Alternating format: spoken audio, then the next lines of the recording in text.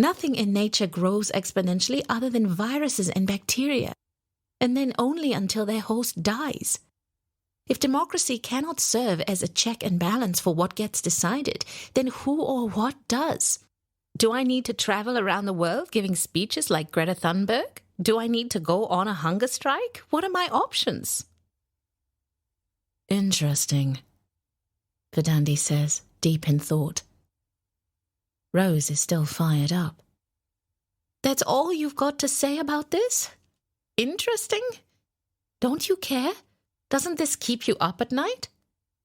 Of course I care, Verdandi tells her. And no, I don't let them steal my night's rest. These people have caused enough harm already. I won't let them take my precious time for sleep and dreaming. My mind belongs to me and the Great Oneness. I said interesting because I recently had a dream about you becoming a political leader for a new civilization. Who knows what the future has in store for you? Me? In politics? No way, Rose protests. I hate politics. In any case, who would listen to me? People would think I'm a crazy woman with unrealistic ideas who believes she can speak with the cosmos. Rose wants to discard Verdandi's suggestion, but she can't deny a strange attraction to the possibility. She also notices the presence of something deep and ancient awakening within her. It feels as if the presence is listening to Verdandi through her, and it seems to know exactly what this dream is about. Rose ponders. What if Grandma is right? Do you really think we can stop the collapse of our world? She asks aloud. That's the wrong question, my girl.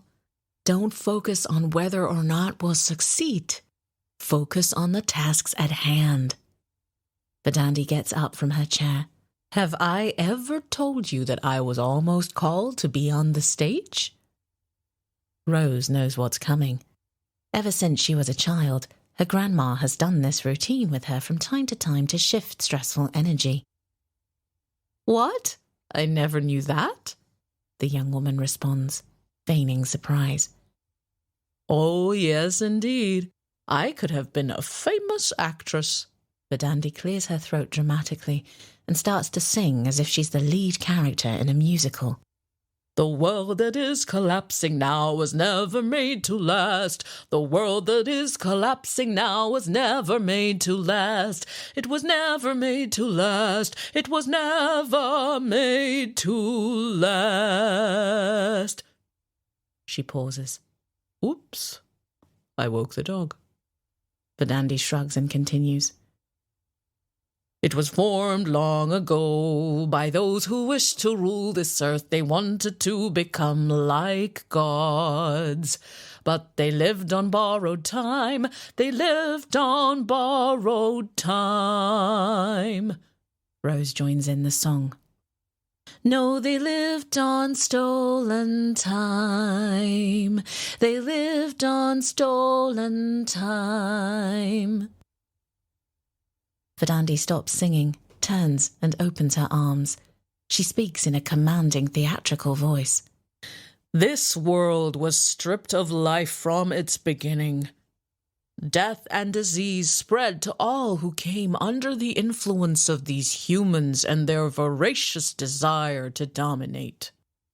Growing like a parasitic vine, they strangled the earth, sucked the life support right out of the planet.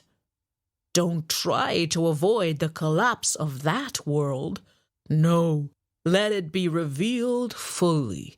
Expose the false promise for what it is, empty, devoid of substance. Verdandi is on a roll. She raises her arms to the ceiling and makes a sweeping gesture. Gaia, release us from the clutches of falseness and deceit. Release us now.